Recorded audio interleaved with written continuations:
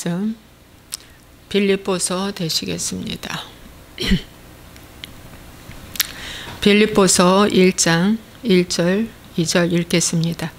그리스도 예수의 종 바울과 디모데는 그리스도 예수 안에서 빌립보에 사는 모든 성도와 또한 감독들과 집사들에게 편지하노니 하나님 우리 아버지와 주 예수 그리스도로부터 은혜와 평강이 너희에게 있을지어다. 아멘. 이 빌립보서는요,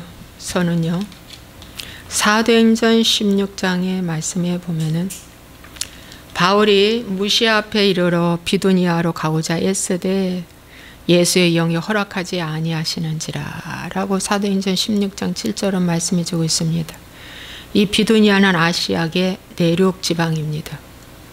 그런데 무시아를 지나 드로아로 내려갔는데 드로아는 항구 도시입니다. 밤에 환상이 바울에게 보이니 마게도냐 사람 하나가 서서 그에게 청하여 이르되 마게도냐로 건너와서 우리를 도우라 하거늘 이렇게 나와 있습니다.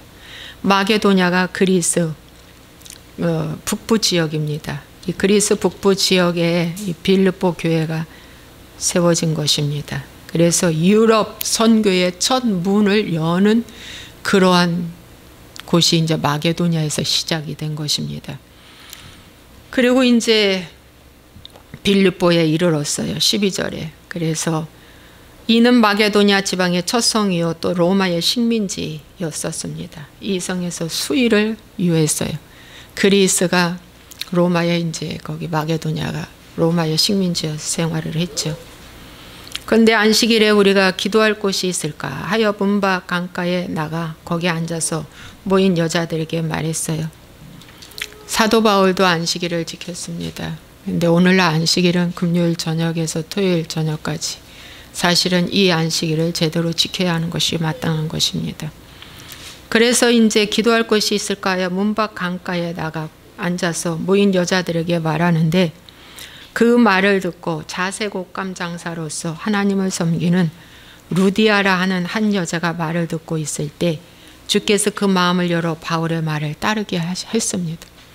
주께서 마음을 열어주셔야 하나님의 말씀이 들려지는 것입니다. 그래서 그와 그 집이 다 세례를 받았다 그래서 루디아의 집에 그리고 그 집에서 처음 이제 복음을 전하는 가정교회가 시작된 것입니다. 루디아의 집에서. 그래서 내 집에 들어와 유하라고 아주 강권했어요. 루디아가.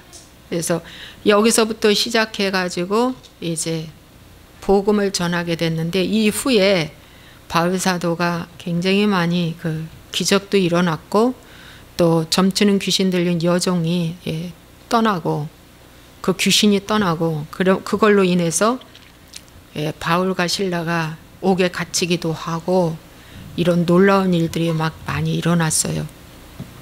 그렇게 사도 바울이 개척한 빌립보 교회입니다. 이 빌립보서는 로마 감옥에서 집필한 서신입니다. 로마 감옥의 학자들에 의하면 그는 한 4년 동안 감옥에 갇혀 있었을 것이다 라고 추정하고 있습니다.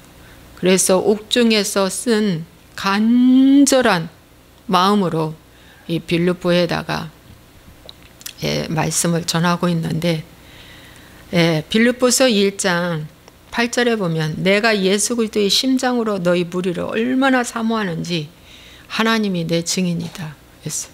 내가 정말 개척하고 세운 그 교회가 정말 잘 되기를 사도 바울은 너무너무 중보하고 있습니다.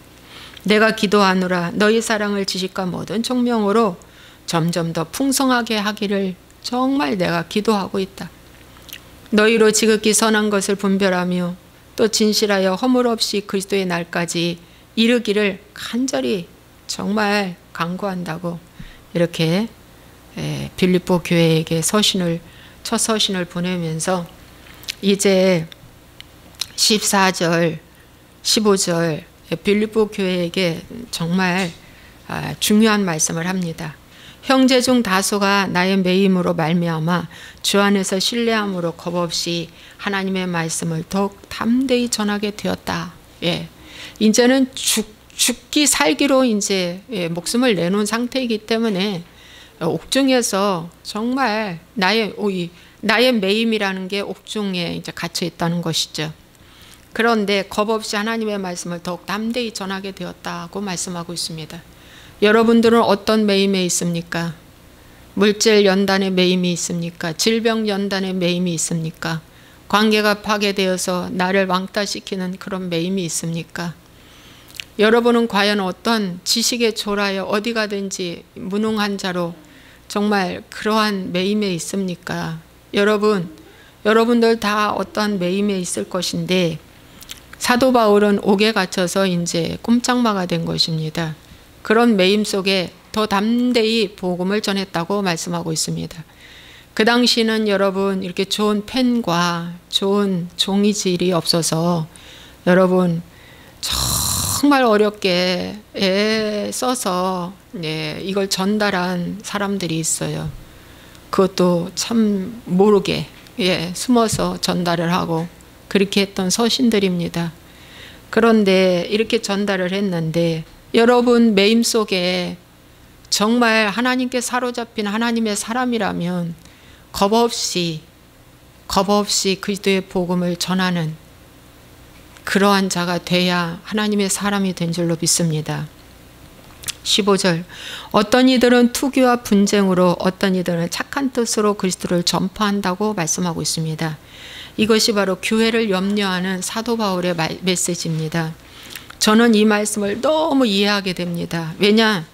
제가 투기와 분쟁으로 사역을 했기 때문입니다. 큰 교회에서 초대형 교회 큰 교회에 있을 때 투기와 분쟁으로 경쟁심 부추켜요. 경쟁심 부추켜서 부추기는 그러한 심리작전이 엄청납니다. 그래서 제가 거기서 이 일을 당해봤고 저도 했기 때문에 투기와 분쟁으로 목회를 하고 신앙생활을 하면 다 그곳에 하나님이 없는 곳입니다.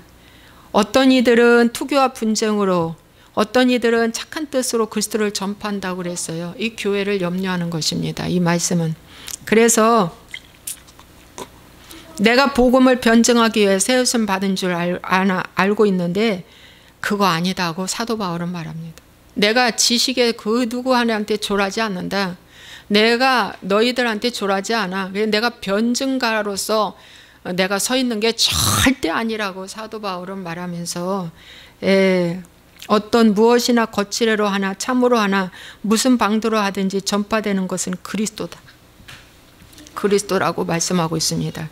그래서 여러분 투기와 분쟁으로 사역하는 개인과 공동체와 목회가 있고 정말 착한 뜻으로 하는 교회 개인이 있고 공동체가 있습니다. 그러면 여러분 투기와 분쟁으로 하는 교회가 오늘날 99%로 보시면 됩니다. 이 전통교회의 99%가 투기와 분쟁으로 목회와 신앙생활을 하고 있다는 것입니다. 왜냐? 제가 큰 교회에서 사역할 때 말이죠. 심지어 이런 경우가 있었어요. 인사 발령을 했습니다. 거기는 뭐 목회자가 한 600명 되니까 인사 발령을 했습니다. 인사 발령을 했는데 내가 왜 이 인사 발령에 이 교구 하나만 맡아 하나 더 줘야지. 그래가지고 강력하게 동기를 몰아내고 동기인데도 불구하고 자기가 두 교구를 맡아서 하는 경우를 정말 봤습니다. 정말 봤습니다. 여러분 투기와 분쟁으로 제가 있죠. 사역할 때 제가 동대문구에서 강북성전에서 사역을 했는데 제가 1년에 144명 새신자 교육시켰어요. 그러니까 그만큼 등록해서 교육받은 자가 144명이었어요. 새신자 담당 과장님이 저한테 직접 말했거든요. 전도사님이 최고 1등으로 많이 새신자 등록하고 교육받았어요. 1등이에요. 그랬는데 고참 전도사가 자기가 1등이라고 서류상에는 1등이라고 해놨어요. 이게 바로 투기와 분쟁입니다. 이 투기와 분쟁이 바로 뭐냐면 시기질투에서 오는 것입니다. 저만 아는 거죠. 하나님과 저와 그 과장님만 아는 거예요. 예, 근데 서류 조작을 해서 고참이 1등으로 해놨어요. 얼마든지 이런 것들이 가능합니다. 근데 저는 가만히 있죠. 그냥 가만히 있어요. 여러분, 제가 3번 신도시에 발령이 났어요. 엘림 쪽이죠. 3번 신도시 막 아파트 입주할 때 93년도에 아파트 입주해서 제가 4단지에서 9단지 11단지까지 제가 맡았습니다. 4단지 5단지 6단지 7단지 8단지 9단지 15평에서부터 70평까지 있는 아파트입니다. 그런데 여러분, 바로 그 성전 앞에도 저희 구역입니다. 제가 맡아서 해야 할 구역입니다. 그런데 저의 선배가 2년 선배가 그 구역을 장로님과 협상해가지고 뺏어갔어요. 그 뺏어가서 바로 성전 앞에니까 거기는 평수가 작아요. 13평, 7평 뭐 이런 작은 임대 아파트, 작은 평수예요. 엄청나게 부흥해서 전도 1등상 받을 줄 알았는데 여러분, 문제덩어리가 너무 많은 거예요. 알코올 중독자, 질병, 환자, 이런 가정적으로 어려운 사람들 엄청 많은 거예요. 제가 그랬어요. 그게 내 구역인데, 장로님한테 그랬어요. 제 구역인데 그냥 뭐 과일 바구니 갖다 주고 뭐 갖다 주면서 막 그냥 막 선심 쓰고 말이야 해가지고 구역을 딱 뺏어 갔는데 아주 뭐 거기에 부응이 많이 안 됐어요. 사실 전도 1등상은 제가 받았어요. 그때 제가요 얼마나 마음이 참 상한지. 그렇게 뺏어갔으면 부응해야죠. 많이 부응해야죠. 내가 그랬어요. 그 선배한테. 많이 부응해야죠. 네. 근데 그렇게 못하더라고. 안 되더라고. 여러분, 이게 바로 투기와 분쟁으로 목회도 말이죠. 막 뺏어가요.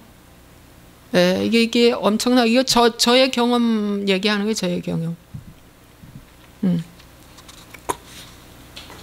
여러분, 큰 교회에 총무장로 같은 그러한 그 직분을 받으면 월급 많아요. 월급 많아요. 그런데 명퇴가 될 정도로 이제 나이가 다 찼어요. 호적을 고쳐서 뭡니까? 더 연장하는 거예요. 나이를 줄여가지고. 그런 것도 봤어요. 이게 다 투기와 분쟁으로 뭡니까? 교회를 하는 거예요. 아볼로파, 게바파, 바울파, 그리스도파가 어디 있느냐. 바울이 그렇게 말하죠. 이게 다 투기와 분쟁으로 성도들은, 작게는 성도들은 말이죠. 어떻게 해서든지 직분을 받고 싶어가지고 눈도장 많이 찍고 가죠. 하나님보다 지금 있는 그 담임 교육자한테 눈도장 많이 찍고 선심하죠. 자격도 안 되는 사람들을 직분을 줘요. 직분 남발합니다. 이게 다 투기와 분쟁으로 하는 것입니다. 투기와 분쟁으로. 우리 교회 해가지고 큰 올림픽 운동장에 13성회 10월 3일 성회 해가지고 있는 대로 온갖 노인정, 온갖 모든 사람들 다 끌어모아가지고 대단한 성회를 하죠. 우리 교회 크다. 우리 교파 교단 크다. 자랑하는 겁니다.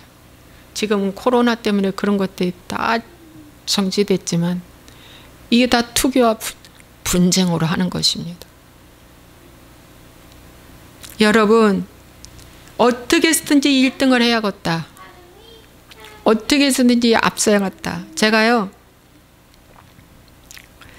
인턴 때부터 제가 새벽 예배를 고민하다 새벽 예배를 시작을 했어요. 하도 교우가 시끄러웠다.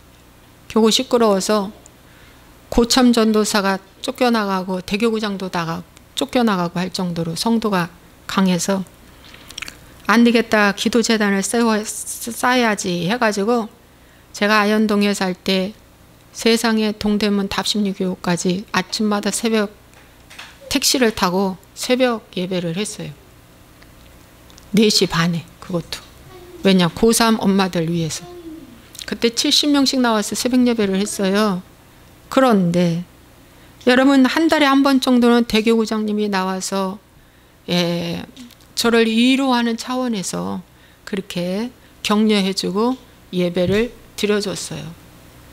그런데 대교구장님이 바뀌었어요.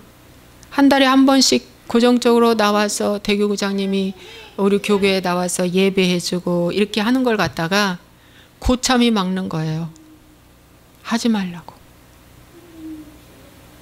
와, 그래서 고참이 하지 말라고 하니까 그 담임 목사가 고참 말 듣고 안 해요. 물론 새벽에 나오기 귀찮죠. 얼마나 귀찮겠어요. 안 하던 일 하는데. 고참이 막는, 왜 막을까요? 투기와 분쟁이 있는 거, 투기 분쟁, 시기 질투 때문에 막는 것입니다. 여러분, 기복 신앙, 율법 신앙은 투기와 분쟁으로 교회가 가득 차서 여러분, 큰 교회 목사님들이 작은 목사님들 신고하고 법정 앞에 서서 얼마나 시끄러운지 모릅니다. 조금 컸다 하면은 말도 못해요. 말도 못해요. 그런 법정 싸움도. 그래서 투기와 분쟁으로 여러분 시작된 것이 가인과 아벨입니다. 여러분, 가인은 투기와 분쟁으로 시작돼서 왜 아벨의 제사는 받는데 내 제사는 받지 않느냐 이거예요. 곡물 제사, 내 제사는 받지 않느냐 이거예요. 가인이 투기와 분쟁으로 시작돼서 살인까지 일어났잖아요. 그건 마귀, 사단 마귀 루시퍼가 조종하는 그러한 신앙생활입니다. 그런데 아벨은 착한 뜻으로 양을 잡아서 하나님 앞에 드린 거예요. 그 당시에 곡물은 인기 짱이었어요. 먹는 거잖아요. 그런데 그 당시에 양은요, 아무 저기가 없는 거예요. 가치가 없는 거예요. 이 동물 기르는 목축업이라든가 양은 아무 가치가 없는 거예요. 그 당시에. 사람들이 가증히 여기는 그런 직업이었다잖아요. 그런데도 불구하고 뭡니까? 아담이 입었던 양의 옷을 아벨은 주목해서 본 것입니다. 아담이 입었던 양의 옷을 아벨은 주목해서 보고, 아하, 하나님이 이 양의 제물을 기뻐하시는구나 하고 올린 것이에요. 그래서 하나님이 없는 곳에는 다 투기와 분쟁이 있다. 여러분, 내가 예수 믿고 내가 성공하고 내가 행복하고 내가 잘 되기 위해서 예수 믿는다, 이거 다 투기와 분쟁으로 흐릅니다. 비교하기 때문에 투기와 분쟁이 있는 거예요. 투기와 분쟁하지 말라고 성경은, 사도 바울은 빌립보서에게 이걸 조심하라고, 분별하라고 말해주고 있습니다. 아무리 외적으로 부흥을 하고 역사와 전통을 자랑할지라도 투기와 분쟁이 있다면 그 교회는 죽은 것이요 그 개인은 죽은 것이라고 말씀하고 있습니다. 착한 뜻으로 그리스도를 전파하라. 착한 뜻으로 하라고. 착한 뜻으로 하라는 것은 바로 뭐냐? 이 세상에 착한 이는 한 분밖에 없습니다. 하나님이십니다. 그러니까 하나님 중심으로 하는 모든 일이 뭡니까? 복음이라고 주님 말씀하고 있어요. 그러면 여러분, 투기와 분쟁이 내가 소속되어 있는 곳에 있었던가, 아니면 착한 뜻으로 있는 곳에 내가 있는가 한번 살펴봐야 됩니다. 저는 투기와 분쟁으로요, 성공지향주의로 내가 1등 하려고 얼마나 했었는지 몰라요. 내가 으뜸되려고 우월주의로, 우리 교회 목사님 최고, 우리 교회 말씀 최고, 우리 교회는 성공했어, 우리 교회는 지식층들이 모여, 우리 교회는 똑똑한 사람들이 많아. 그래서 막 우월주의가 큐티하는 교회도 우월주의가 대단해서 그들이 쓰는 표현이 있어요. 영적 우울증을 걸린다고. 영적 우울증이 가끔 온대요. 참, 내가 별말도 다 쓴다 내가. 근데 영적 우울증이 와가지고 힘들다는 거죠. 여러분, 영적 우울증이 왜 올까요? 투기와 분쟁이 있기 때문에 영적 우울증이 오는 거예요. 우리가 일반 사람들도 우울증이 왜 옵니까? 투기와 분쟁 때문에 우울증이 오는 거예요. 속상해서. 왜 속상합니까? 내가 그만큼 나의 권위가 꺾이기 때문에 속상해서 견디지 못해 마음이 상해가지고 나중에 우울증 오는 거예요. 부부싸움 많이 한 가정에 딸이 4명이 있는데 셋째 딸이 우울증 걸린 거예요. 다른 딸들은 다 괜찮은데 이 셋째 딸은 착해가지고 표현을 하지 못해. 혼자 삭히기만 하는 거예요. 삭히는데 혼자 마음속에서 엄마 아빠 너무 미워. 하도 싸워가지고. 여러분, 영적 우울증도 투기와 분쟁 때문에 오는 것입니다. 여러분, 그거 멋진 표현 아니에요. 그거 잘못된 곳입니다. 죽은 곳입니다. 거기도 사대교와 같이 죽은 곳입니다. 여러분, 그러면 투기와 분쟁을 벗어나 착한 뜻으로 하기 위해서 어떻게 해야 하는가? 2장, 빌립보서 2장은 말씀해 주고 있습니다.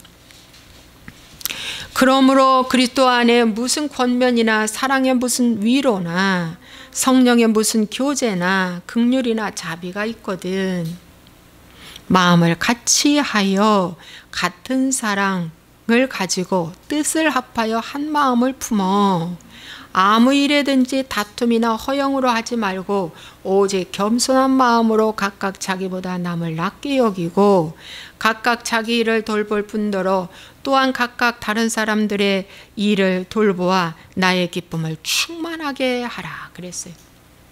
여러분, 아무 일에든지 다툼이나 허영으로 하지 말라고 말씀해 주고 있어요. 여기서 또 한 번 강조하고 있어요. 다툼이나 허영으로 하지 마라. 여러분, 다툼이 허영이 뭡니까? 시기 질투에서 다 오는 것입니다. 마음을 같이 하라. 같은 사랑, 뜻을 합하여 같은 뜻, 한 마음으로 품어서 하라고 그랬는데 그렇게 하기 위해서 2장 5절 그 유명한 말씀이 있어요. 너희 안에 이 마음을 품으라. 곧 그리스도 예수의 마음이다 그랬어요. 이 마음을 같은 마음, 같은 사랑, 같은 뜻을 품어서 하는 일은 오직 예수 그리스도의 마음에 접붙이는 일밖에 없다. 예, 이 마음 예수의 마음이야.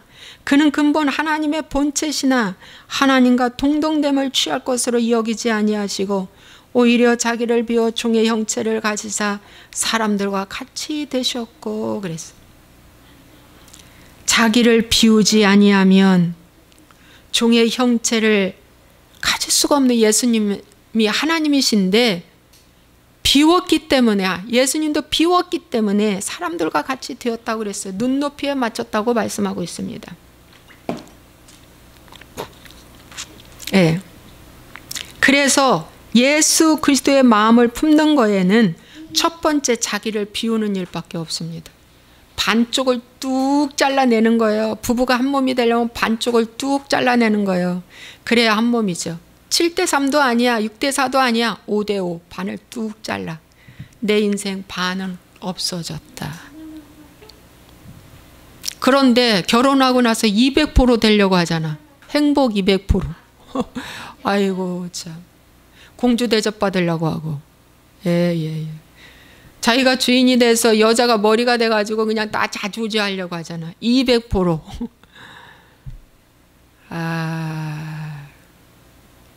믿는 자도 그러잖아. 저도 그랬으니까 200%. 여러분, 자기를 비우지 아니하면 그리스도의 마음을 품을 수가 없다고 그랬는데 자기를 비우기 위해서 어떻게 해야 된다? 회개하는 것밖에 없습니다. 어제까지 좋았던 거 오늘 포기하십시오.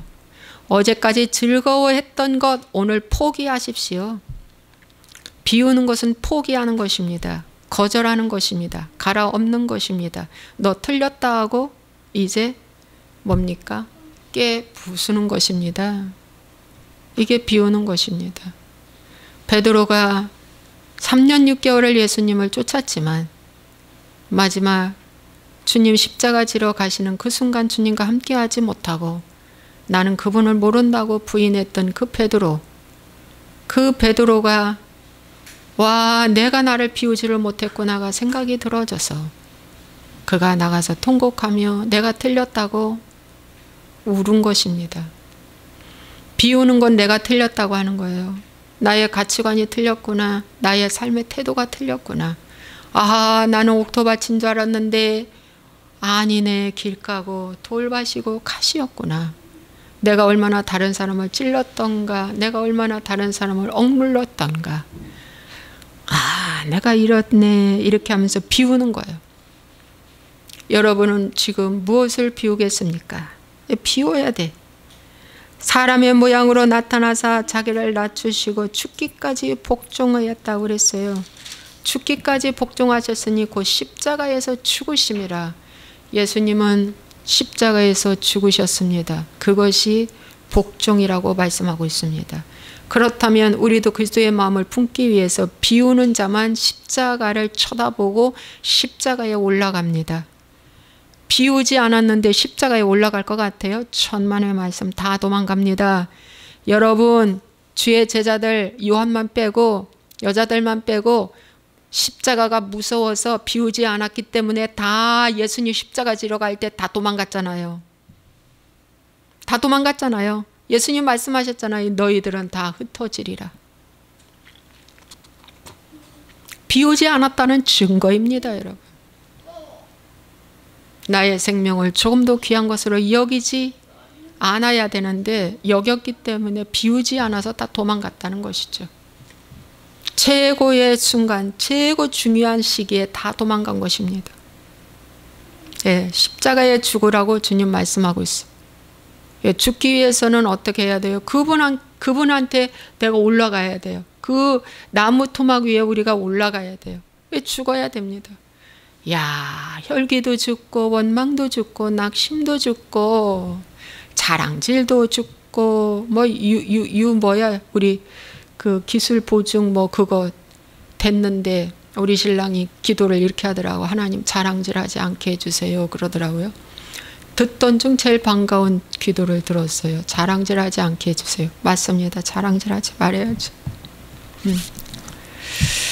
여러분, 그래서 죽어야 돼. 나는 그동안 얼마나 죽었는가. 또 죽으려고나 했는가. 또 죽지도 않았는데 죽었다라고 사단이 말을 한 것을 그냥 이렇게 속고 있는가. 우리 한번 생각해 봐야 됩니다.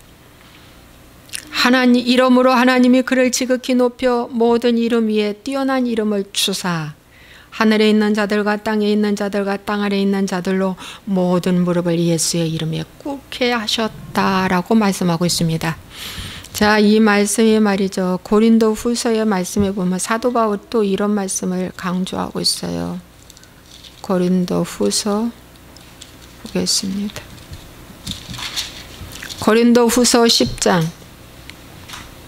4절 5절 우리의 싸우는 무기는 육신에 속한 것이 아니요 오직 어떤 견고한 진도 무너뜨리는 하나님의 능력이라.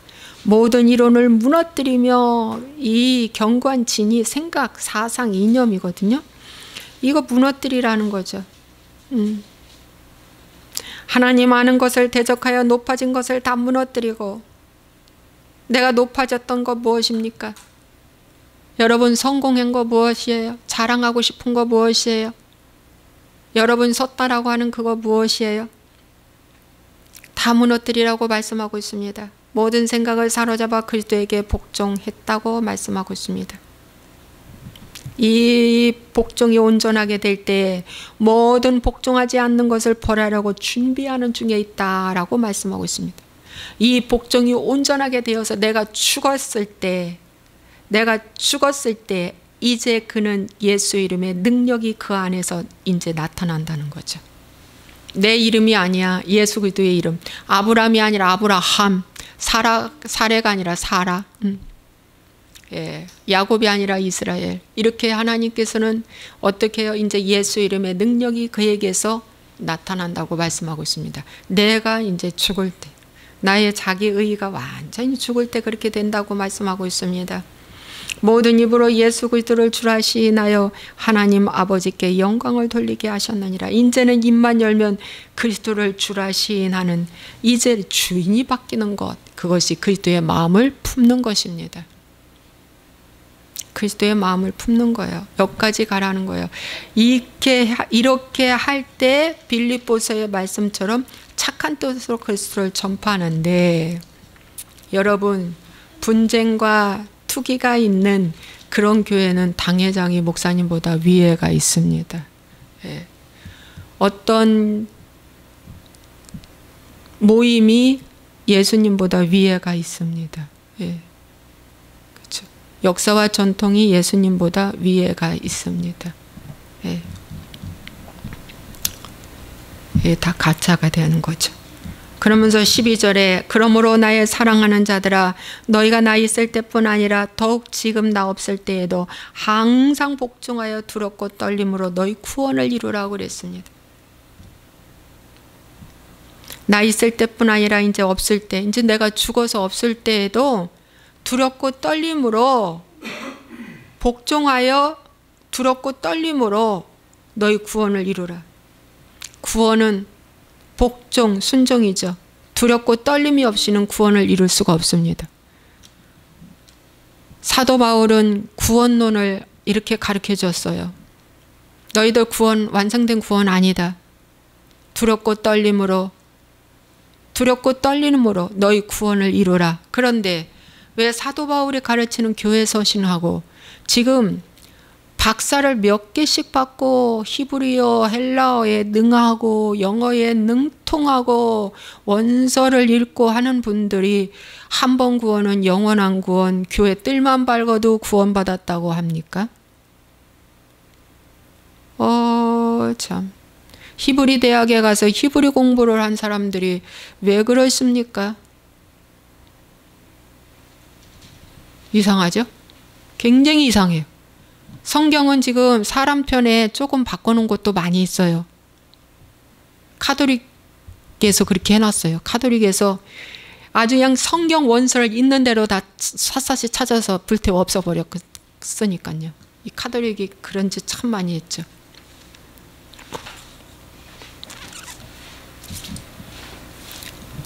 복종하여 두렵고 떨림으로 너희 구원을 이루라고 성경은 분명히 사도 바울이 말하고 있고 구원론에 대해서 다시 재강조를 해주고 있는데 왜 다 구원받았다는 거죠?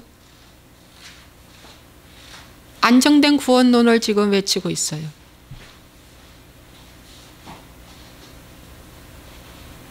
그래서 성도들이 지금 100% 속고 있어요. 구원 다 받았다는 거예요. 천국 간다는 거예요. 그저 이 땅에서 천국 생활만 하면 되는데 복받고 잘 살고 행복하고 성공하고 형통하고 이것만 하면 되는 거예요. 또 잘 되면 그게 큰 구원인 줄 알아요. 내가 큰 교회 다니면 큰 구원 받는 줄 알아요. 그러나 개척교회 작은 교회 가면 구원이 없는 줄 알아요. 왜 하나님이 부흥을 안 시키나 이상하다. 저 종은 하나님이 함께하지 않는 종인가 보다. 이렇게들 생각을 하고 있어요. 그러면서 사도 바울은 말씀하고 있잖아요. 고린도전서 9장 27절. 예. 구원에 대해서 사도 바울은 고린도전서 9장 27절에 이런 말씀을 해요. 내가 내 몸을 쳐 복종하게 하면 내가 남에게 전파한 후에 자신이 도리어 버림을 당할까 두려워함이라. 내 몸을 쳐서 복종한다는 거예요.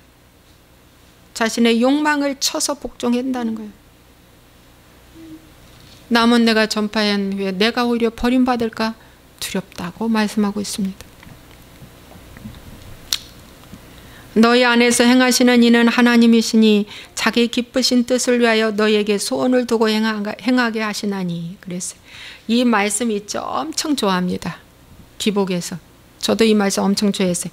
너희 안에서 행하시는 이는 하나님이시니 자기의 기쁘신 뜻을 위하여 너희에게 소원을 두고 행하게 하시나니. 이미 내 안에 성령이 계신 걸 전제 아래 너희 안에서 행하시는다. 너희 안에서 하나님이 행하신다.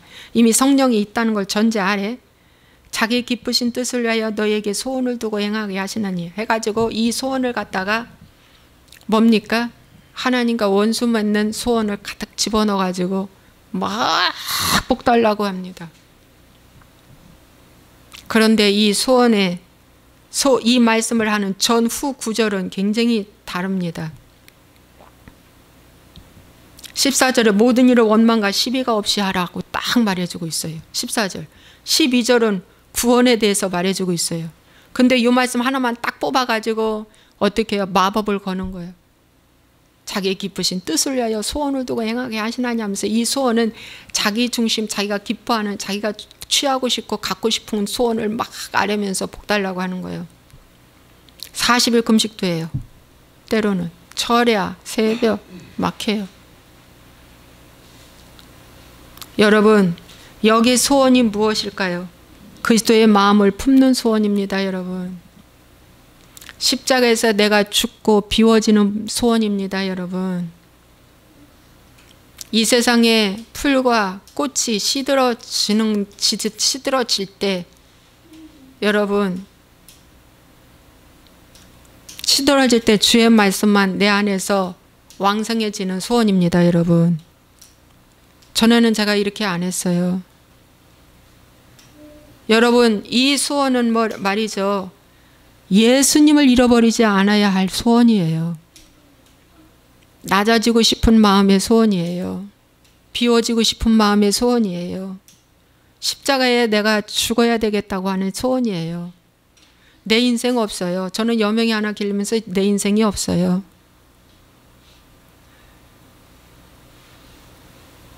없어요. 그런데 어떻게 해요? 우리 여명이가요, 교회예요. 벌써 딱 저녁만 먹으면 예배 드리래요. 예배 드리면은 저는 지는 자리에 누워서 있어요. 누웠다 일어났다 해요. 딱 견인차 역할을 막 해주는 거예요. 교회예요. 공동체 역할에서 예배 드리라는 거예요. 네. 여러분, 소원이라는 것은 다른 것이 아니에요. 주님에 대한 소원이에요. 그것을 여러분들이 이제 취하시기 바랍니다. 그리고 이제 사도 바울이 디모데와 에바브로디도에 대해서 소개해 주고 있습니다. 2장 22절에 디모데의 연단을 너희가 안 하니 자식이 아버지에게 함같이 나와 함께 복음을 위하여 수고하였느니라. 여러분, 디모데의 연단을 이들이 모를 리가 없겠죠.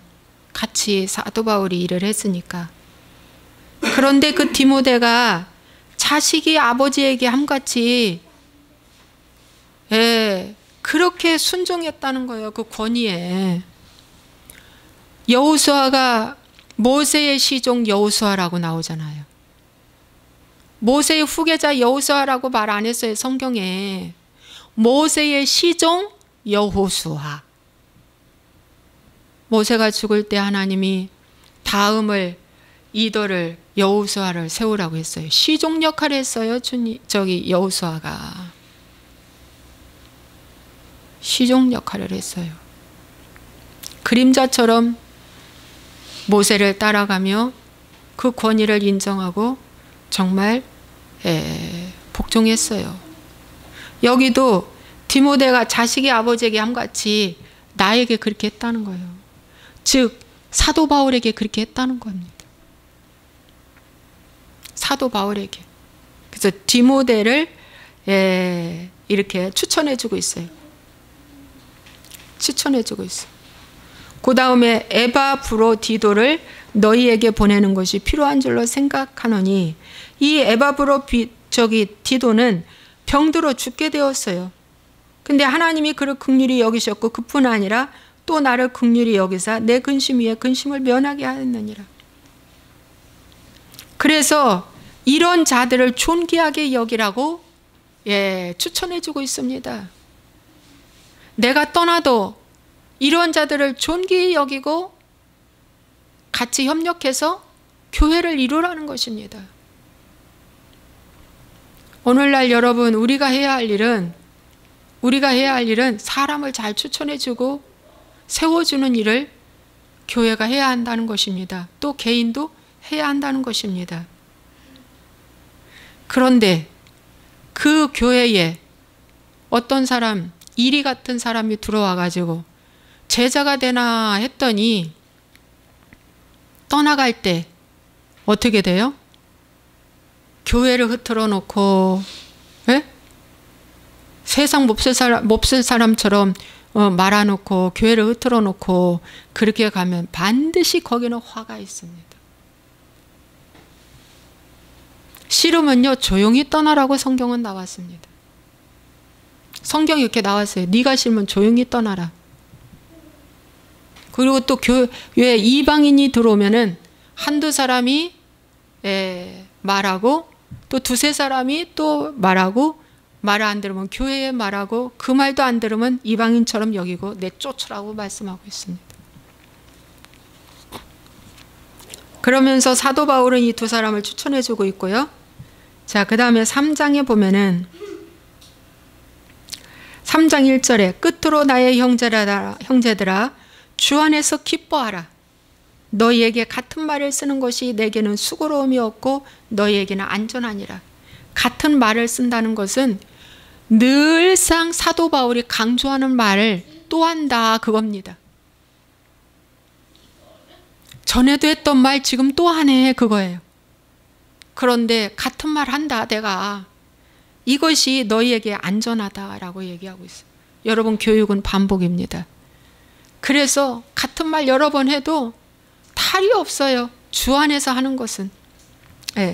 그러면서 개들을 삼가고 행악하는 자들을 삼가고 몸을 상해하는 일을 삼가라고 말해주고 있어요. 여러분, 개들을 삼가는 것은 개는 토한 것을 다시 먹기 때문에 회개하지 않는 자들을 삼가라는 것입니다. 개는 토한 것을 다시 먹잖아요. 그래서 회개하지 않는 자들을 삼가라. 친하지 마라 그거예요. 친하지 마라. 왜? 묻을까 봐. 같이 묻을까 봐. 같이 타락할까 봐 그 얘기를 하는 거예요. 행악하는 자들을 삼가라고 그랬어요. 행악하는 자들이 있습니다.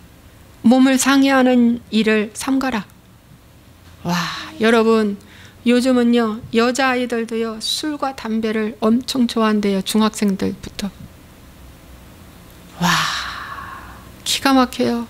저는 참 희원이 룸메이트가 세상에 이틀에 한 번씩 술을 먹는데 저녁 5시부터 그 다음날 5시까지 그렇게 술을 먹고 그 다음날 하루 종일 자고 그렇게를 중학교 때부터 지금까지 했대요. 대학교 1학년인데. 야, 참.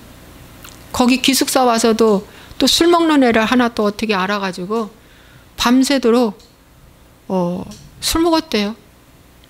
숙소 안에서. 그리고 그 다음날 4시까지 잤대요.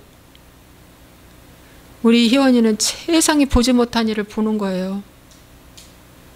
보지 못하는 일을 보는 거예요. 세상 모습을 보는 거예요. 여러분, 몸을 상해하는 일을 삼가라고 그랬습니다. 몸을 상해하는 일이 무엇일까요? 규칙이 무너진 것입니다. 균형이 무너진 일은 하지 말라고 말씀해 주고 있습니다. 하나님의 성령으로 봉사하며 그리스도 예수로 자랑하고 육체를 신뢰하지 아니하는 우리가 곧 할례파라고 말씀하면서 그 다음 절에는 사도 바울이 본인의 간증을 말합니다. 나는 8일 만에 할례받고 이스라엘 족속이요 베냐민 지파요 히브리인 중에 히브리인이요 율법으로는 바리새인이요 열심으로는 교회를 박해하고 율법에 의로는 흠이 없는 자라. 그러나 무엇이든지 내게 유익하던 것을 내가 그리스도를 위하여 다 해로 여길 뿐더러 또한 모든 것을 해로 여기면 내 주 그리스도 예수를 아는 지식이 가장 고상하기 때문이라. 내가 그를 위하여 모든 것을 잃어버리고 배설물로 여김은 그리스도를 얻고 그 안에서 발견되려 함이니라고 말씀하고 있습니다. 여러분, 예수를 아는 지식이 그노시스인데 예수님과 하나 된다는 뜻이랍니다. 그래서 바로 뭐냐면은 사도 바울도 이제 내가 이렇게 비웠다는 것입니다. 그리스도의 마음을 품기 위해서 내가 모든 것들을 다 배설물로 똥으로 여겼다. 여러분, 똥 더럽잖아요. 아유 더러워 하고 불결하다라고 생각하고 다 버렸다고 말씀하고 있습니다. 그러면서 이제 내가 이미 얻었다 함도 아니요 온전히 이루었다 함도 아니라 오직 내가 그리스도 예수께 잡힌 바 된 그것을 잡으려고 내가 쫓아가노라. 나는 지금 미완성이야. 그래. 사도 바울 자체도 미완성이라고 말하는데 왜 현대교회는 완성한 것처럼 가르치는지 모르겠어요. 사도 바울 자체도 내가 이미 얻었다 함도 아니요 온전히 이루었다 함도 아니다.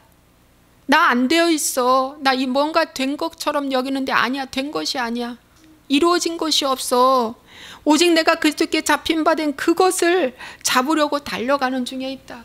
진행 중에 있다. 그겁니다.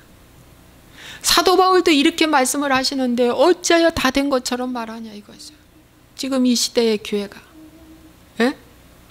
왜 다 된 것처럼 말하냐 이거예요. 완성된 복음인 것처럼 내가 다 된 것처럼 말하냐 이거예요. 왜 그렇게 가르치냐는 얘기예요. 사도 바울의 지금 가르침의 내용을 보십시오. 얼마나 절절하게 조심하고 비우라고 하고 권면하는 말씀 하잖아요. 칭찬 위로 짧게 했어요. 앞절에 계속 조심하고 잘 가라고 얘기하고 지도자까지 잘 선별해 주잖아요. 이 지도자 따라라. 응? 디모데와 에바브로디도 달려가노라. 형제들아 나는 아직 내가 잡은 줄로 여기지 아니하고 오직 한 일 즉 뒤에 있는 것은 잊어버리고 앞에 있는 것을 잡으려고 표대를 향하여 그리스도 예수 안에서 하나님이 위에서 부르신 부름의 상을 위하여 달려가노라. 나는 부름의 상을 위하여 달려간다는 건 나 하나님께서 내게 주신 그 사역을 위해서 내가 달려간다. 쫓아가노라, 잡으려고 달려가노라가 2번이나 강조되어 있어요. 달려가노라. 내가 여기서 머무를 수가 없어. 천천히 갈 수도 없어. 달려가노라. 달려가노라. 이 옥중에 매여 있는데 불구하고 그의 마음은 달려가고 있어요. 주께로 향해 가고 있어요. 사도 바울의 본인의 말씀을 하고 있습니다. 그러면서 17절 형제들아 너희는 함께 나를 본받으라. 그리고 너희가 우리를 본받은 것처럼 그와 같이 행하는 자들을 눈여겨보라. 나를 본받고 또 너희가 우리를 본받은 것처럼 그와 같이 하는 자들을 눈여겨보고 배우라고 말씀해주고 있습니다. 내가 여러분 너희에게 말하였거니와 이제도 눈물을 흘리며 말하노니 여러 사람들이 그리스도의 십자가의 원수로 행하느니라. 여러분 여러 사람들이 그리스도의 십자가의 원수짓을 한다는 거예요. 사도 바울이 얘기하는 거예요. 그 원수짓이 바로 뭔지 아십니까? 투기와 분쟁으로 교회를 세우고 성공하라, 복받으라, 최고 되라, 1등 되라, 잘하고 있다. 이거 다 투기와 분쟁입니다. 곡물 제사 가리키는 거예요. 양의 제사가 아니라 예수님 빠진. 여러분 오히려 성령의 능력과 사역을 예수님 위에 올려놨어요. 성령은요 진리 가운데로 인도하시는 분이에요. 율법도요 그리스도에게 인도하는 거예요. 율법이 몽학성생에 대해서 그리스도에게 인도하는 거예요. 바른 복음은 그리스도에게 인도하는 거예요. 성령이 내 안에 정말 역사하신다면 그 성령은 그리스도에게 인도하는 거예요. 어디로? 십자가에.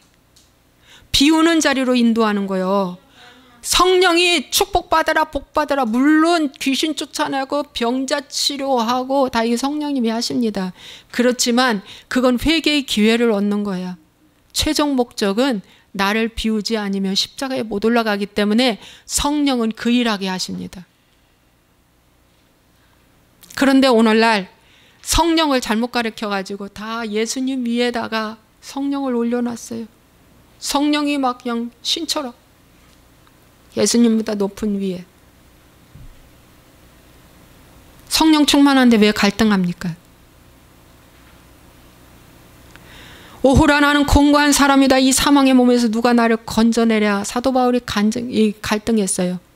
로마서 7장에서는. 그러나 로마서 8장에는 오직 성령의 생명의 법이 죄와 사망의 법에서 너를 해방하였다. 갈등이 뚝 끊어졌어요. 그런데 어느 큰 교회가, 큐티하는 교회가 성령 충만은 갈등하는 거라고. 아닙니다, 여러분. 절대 아닙니다. 저도 그런 줄 알았어요. 그래서 이런 것들이 다 그리스도의 십자가의 원수로 행하느라, 예수님의 원수로 행하는 짓을 하는 거예요. 구원론도 잘못 가르쳐서 주님의 주님에게 원수 짓을 하는 게라. 나는 지금 이루었다 함도 아니고 잡힌 것도 아니다. 나는 그분을 위해 달려가노라. 미완성이야. 난 지금 미완성이야. 그런데 지금 다 완성된 것처럼 가르치는 이 자체가 그리스도에게 원수 짓이 되는 거예요. 예. 그들의 마침은 멸망이요 그들의 신은 배요 그 영광은 그들의 부끄러움에 있고 땅의 일을 생각하는 자라. 맞습니다. 이 사람들이 다 투기와 분쟁으로 일관돼서 일하는 사람들입니다. 그러면서 4장 2절 보겠습니다. 내가 루오디아를 권하고 순두개를 권하노니 주 안에서 같은 마음 품으라. 아마 유오디아와 순두개는 갈등 사이였던 것 같습니다. 서로 뜻이 안 맞고 마음을 합할 수 없는 갈등 관계였던 것 같습니다. 이렇게 갈등 관계에 있는 이 사람들에게 사도 바울은 말합니다. 같은 마음을 품으라. 같은 마음을 품으라고 말합니다. 교회 안에 갈등 관계에 있는 사람들, 내가 비우지 않아서 그렇습니다. 같은 마음을 품으려면 내가 비워야 됩니다. 같은 마음을 품으라고 말씀해주고 있습니다. 또 참으로 나와 멍에를 같이 한 내게 구하노니 복음에 나와 함께 힘쓰던 저 여인들을 돕고 또한 클레멘드와 그 외에 나의 동역자들을 도우라. 그 이름들이 생명책에 있다. 생명책에 있다라고까지 말합니다. 저 여인들의 저 모습은 생명책에 있다. 내가 확신한다. 그러면서 주 안에서 항상 기뻐하라. 내가 다시 말하노니 기뻐하라고 말씀하고 있습니다. 여러분, 그리스도의 마음을 품기 위해서 마음 관리를 해야 되는데 그 마음 관리가 뭡니까? 기뻐하라는 것입니다. 폭풍을 맞아도 기뻐하라. 도둑을 맞이는 일이 있어도 기뻐하라. 큰 환난과 문제 앞에서도 기뻐하라. 내가 다시 말하노니 기뻐하라. 마음 관리하라는 것입니다. 이것이 회개한 자들은 마음 관리를 할 수 있습니다. 회개하지 않는 자는 마음 관리가 안 되고 다 마음을 송두리째 마귀한테 빼앗겨서 원망과 시비를 갖고 일을 하는 거죠. 너희 관용을 모든 사람에게 알게 하라. 주께서 가까우시니라. 아무것도 염려하지 말고 다만 모든 일에 기도와 간구로 너희 구할 것을 감사함으로 하나님께 아뢰라. 그리하면 모든 지각에 뛰어난 하나님의 평강이 그리스도 예수 안에서 너희 마음과 생각을 지키시리라. 이 말씀 기복은 엄청나게 좋아합니다. 이 말씀만 딱 뽑아가지고 아마 암기 못하는 사람 별로 없을 겁니다. 너무 좋아합니다. 그런데 잘 보십시오. 전후관계를 잘 보십시오. 너희 관용을 모든 사람에게 알게 하라. 자, 남편이 유오디아하고 내가 순두개야. 갈등 관계에 있습니다. 도저히 못 살아. 그런데 화파라고 합니다. 주님은 화파라고 합니다. 이것이 관용을 모든 사람에게 알게 하라는 말씀입니다. 할 수 있겠습니까? 근데 이런 것만 싹 빼고 아무것도 염려하지 말고 기도와 간구로 너희 구할 것을 감사함으로 하나님께 아뢰라고 해가지고 막 축복 기도만 합니다. 다 사단 루시퍼가 받습니다. 가짜입니다, 여러분. 그래서 중요한 건 마음 관리와 함께 감사함으로 하나님께 기도와 간구로 올리라는 겁니다. 여러분, 기도와 간구 없이는 안 됩니다. 기도 없이는 안 됩니다, 여러분. 정말입니다. 기도 없이는 정말 안 됩니다. 이제 기도하시기 바랍니다. 그러면서 이렇게 사도 바울이 이제 말씀을 마칩니다. 그래서 사도 바울이 이런 말씀을 해요. 내가 궁핍함으로 말하는 것이 아니니라 어떠한 형편에든지 나는 자족하기를 배웠다. 이것이 회개한 자의 모습입니다. 나는 비천에 처할 줄도 알고 풍부에 처할 줄도 알아. 모든 일 곧 배부름과 배고픔과 풍부와 궁핍에도 처할 줄 아는 일체의 비결을 배웠노라. 내게 능력 주시는 자 안에서 내가 모든 것을 할 수 있느니라. 이렇게 말씀해 주고 있습니다. 예. 자족은 하지 않으면서 내게 능력 주시는 자 안에서 내가 모든 것을 할 수 있다는 말만 또 무척 좋아서 뽑아서 그것만 외우고 있습니다. 자족은 절대 안 하면서 원망 불평하면서 내게 능력 주시는 자 안에서 내가 모든 것을 할 수 있다는 말은 또 엄청 좋아야 합니다. 여러분, 그래서 오늘 이 말씀을 생각하시면서 기도하겠습니다. 빌립보서에게 주는 말씀, 투기와 분쟁으로 치닫는 나의 신앙생활인가 아니면 착한 뜻으로 하는 것인가. 거기서 뒤에 이어서 마음을 같이 해야 되는데 그리스도의 마음을 품으라고 말씀하고 있습니다. 그래서 쭉 하나님께서 말씀해 주고 있어요. 주여 삼창하시고 간절히 하나님께 기도하겠습니다. 아니, 내가 기도하고 해야 됐구나. 잠시 기도하겠습니다. 좋으신 아버지 하나님 감사합니다.